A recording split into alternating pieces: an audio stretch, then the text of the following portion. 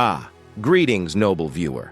'Tis I, King Arthur, yes, the one with the sword, the round table, and a slight allergy to subtlety, returning to recount one of the most thunderous, explosive, and downright chaotic episodes in the chronicles of mankind. Nay, not a dragon slaying, not even a jousting scandal at Camelot. I'm talking about the blood-soaked chess match known as the American Civil War. Now, before you gallop away thinking, oh, this is just about muskets and generals in funny hats, hold thy horses. This wasn't just a war. It was a national family feud that turned into a full-blown, barn-burning, cannon-blasting breakup. North versus South, brother versus brother. Abe Lincoln versus literally everyone in a gray uniform. And if you think Game of Thrones had drama, betrayal, and beards, you haven't met General Lee or Ulysses S. Grant, but soft.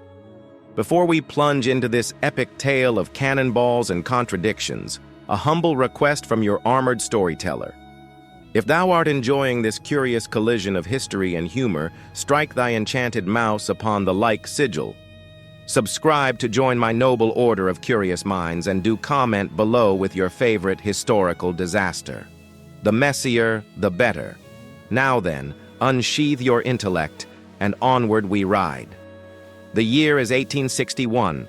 America, a young and rather boisterous republic, is splitting at the seams like a poorly stitched tunic.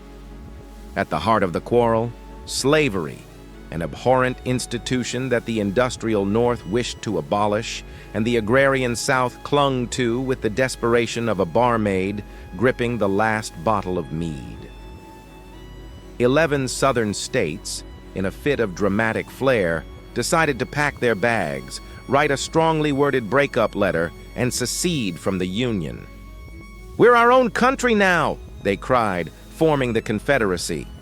The North, however, led by a tall, melancholy fellow named Abraham Lincoln, essentially replied, "No, you're bloody not." What followed was 4 years of the most vicious, senseless, and hauntingly personal warfare ever to disgrace the continent. Over 600,000 souls perished, more Americans than in any other conflict, including both world wars and every Marvel movie combined. The South had better generals in the beginning, most notably Robert E. Lee, a man whose beard alone could intimidate a battalion. The North, meanwhile, had factories, railroads, and eventually Ulysses S. Grant, a general who believed battles were best won by punching the enemy in the face repeatedly until they stopped moving.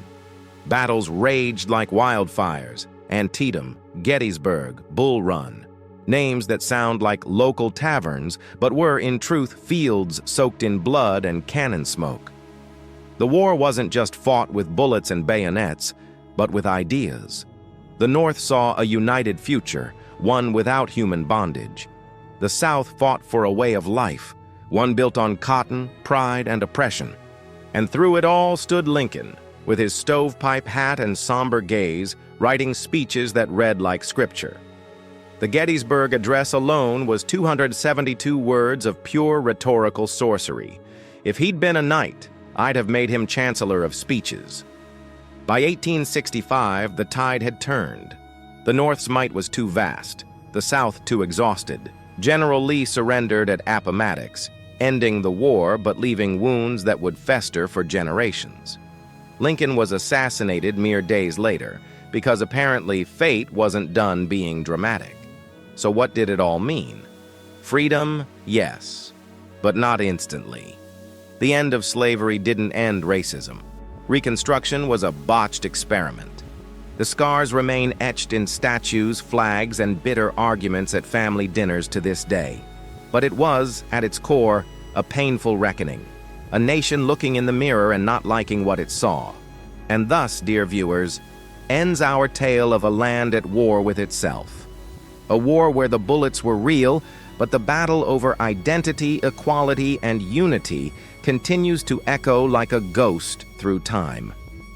As your humble narrator, I urge you, learn from these flames, lest history decide to throw another match. Now, what say you?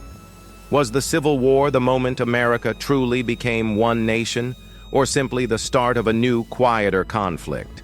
Let thy thoughts clash gloriously in the comments. And remember, history isn't dead. It's just waiting to be retold, preferably by someone with a crown and a flair for sarcasm. Until next time, I remain Arthur Pendragon, king, historian, and reluctant time traveler.